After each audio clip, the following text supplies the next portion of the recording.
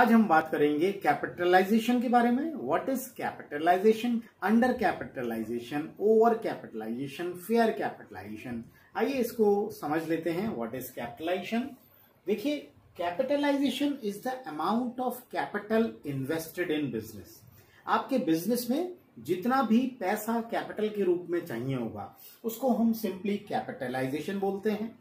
Capitalisation एक valuation concept है। Means क्या हुआ कि जो भी कैपिटल आपको रिक्वायर्ड होगी उसको हम वैल्यू करेंगे।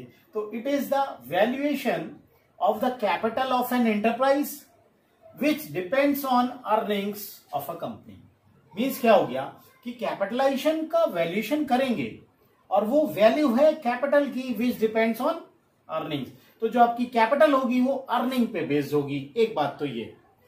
दूसरा क्या है कि इसके दो कंसेप्ट हैं कैपिटलाइजेशन के।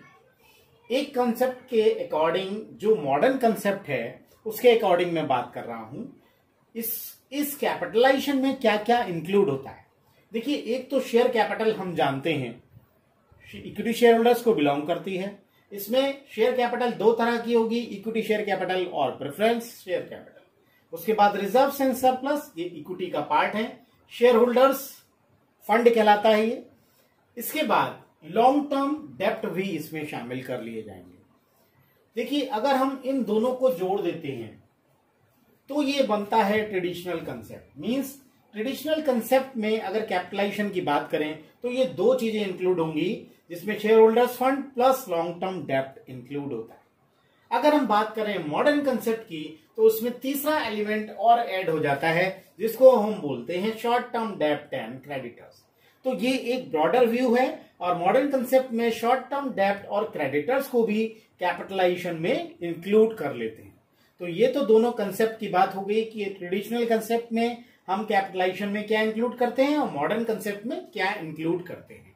अब मैं बात कर रहा हूं आपसे कि कैपिटलाइजेशन के टाइप्स क्या होते हैं, कितने टाइप्स के कैपिटलाइजेशन होते हैं। देखिए, मैं आपसे डिस्कस कर चुका था कि capitalisation is a valuation concept. तो वैल्यूएशन एक नई कंपनी के लिए अलग होगा, ऑब्वियस सी बात है, और जो एग्जिस्टिंग कंपनीज हैं उनके लिए वैल्यूएशन के मापदंड अलग होंगे।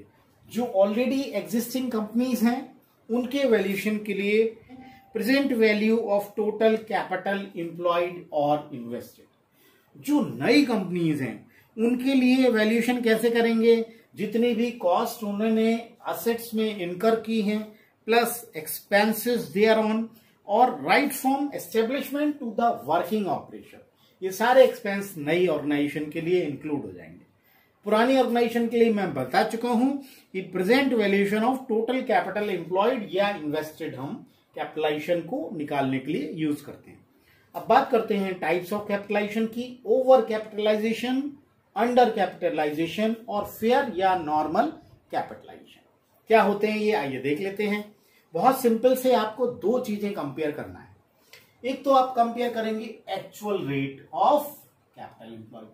आपकी कैपिटल जितनी भी आपने एम्प्लॉय की हुई है उस पे आपकी एक्चुअल में अर्निंग कितनी हो रही है, एक्चुअल रेट ऑफ अर्निंग, ये एक्चुअल है। मान लीजिए ये 8% हो रही है। दूसरी आप चीज जो कंपेयर करोगे अपने एक्चुअल रेट से वो होगा एवरेज रेट। एक्चुअल रेट और एवरेज रेट में देखिए फर्क है। एवरेज रेट होगा इंडस्ट्री का, जो आप जिस बिजनेस में काम कर रहे हो उसकी इंडस्ट्री का अलग से एक रेट होगा। तो जो नॉर्मल रेट ऑफ रिटर्न कहलाता है, जो इंडस्ट्री का रिटर्न कहलाता है, वो एवरेज रेट होगा। वो मैं मानता हूं सपोज 10% गिवन है, तो अगर आप 10% की बजाय आपका एक्चुअल रेट 8% आ रहा है, इसका मतलब आपका ओवर कैपिटलाइजेशन है। आप कैपिटल को अच्छे से यूज नहीं कर पा रहे। अगर ओवर कैपिटलाइजेशन का केस है तो ओवर कैपिटलाइजेशन का मतलब ये कहीं भी नहीं होता कि आप अपनी कैपिटल को कम कर लीजिए, ये ज्यादा है, ऐसा कुछ नहीं है। ओवर कैपिटलाइजेशन का मतलब सिंपली ये है कि आप अपनी कैपिटल पर अर्निंग को इंक्रीज नहीं कर पा रहे। The amount of the capitalisation is more as compare to earnings. आपकी अर्निंग्स जितनी है उससे ज्यादा की कैपिटल आपने इन्वॉल्व कर रखी है। आपकी अर्निंग के हिसाब से आपकी कैपिटल ज्यादा है, इसका मतलब ये होता है सिंपली। अब बात कर लेते हैं इसके कैसे निकालेंगे। एक तो ये तरीका हो गया इसका कि अगर actual rate of capital employed is less than average rate of industry तो आपका ओवर कैपिटलाइजेशन है। दूसरा तरीका क्या हो सकता है इसका, एक्चुअल कैपिटलाइजेशन जितना भी है वो more than actual earning divide by average rate of earnings of industry. ये दूसरा तरीका है निकालने का कि आपकी जो एक्चुअल अर्निंग है उसको नॉर्मल रेट ऑफ रिटर्न से डिवाइड कर देंगे तो आपका एक्चुअल कैपिटलाइजेशन आ जाएगा।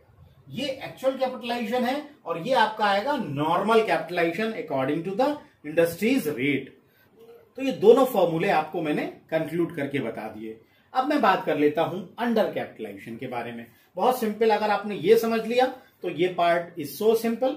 इसमें क्या था, यहां पर ये लेस देन है, तो अगर हम actual rate of capital employed is more than average rate of earnings तो हमारा अंडर कैपिटलाइजेशन होगा। इस केस में this is good for a company. आपको नाम से सुनने में लग रहा होगा कि under capitalisation is bad, but it is good for the organization और it is the indication of sound financial position and good management. इसका मतलब आपका जो कैपिटलाइजेशन है, आपका जो मैनेजमेंट है वो एफिशिएंट है, आप अपने साउंड फाइनेंशियल पोजीशन पर चल रहे हो, तो under capitalisation is better than the over और फेयर कैपिटलाइजेशन।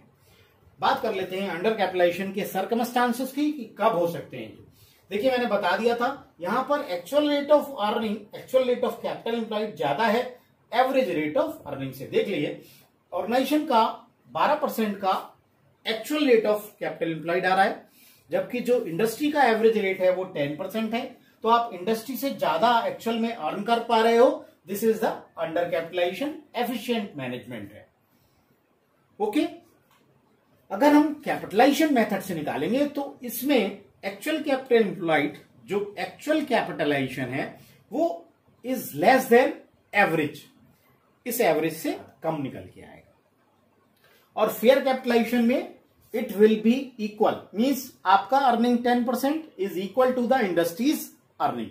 जो आपका एक्चुअल कैपिटलाइजेशन है 10% के हिसाब से और जो इंडस्ट्री का है 10% के हिसाब से will be just equal to one and other. तो this is all about the capitalization, और मैं किसी और लेक्चर में आपको कैपिटलाइजेशन के बारे में, उसकी रेमेडीज और उसके कॉजेस और उसको दूर करने के उपाय, ये सब लेके आऊंगा। Thank you for watching. अगर आपको ये वीडियो अच्छा लगा हो तो प्लीज इसको लाइक, शेयर और सब्सक्राइब करें। Thank you.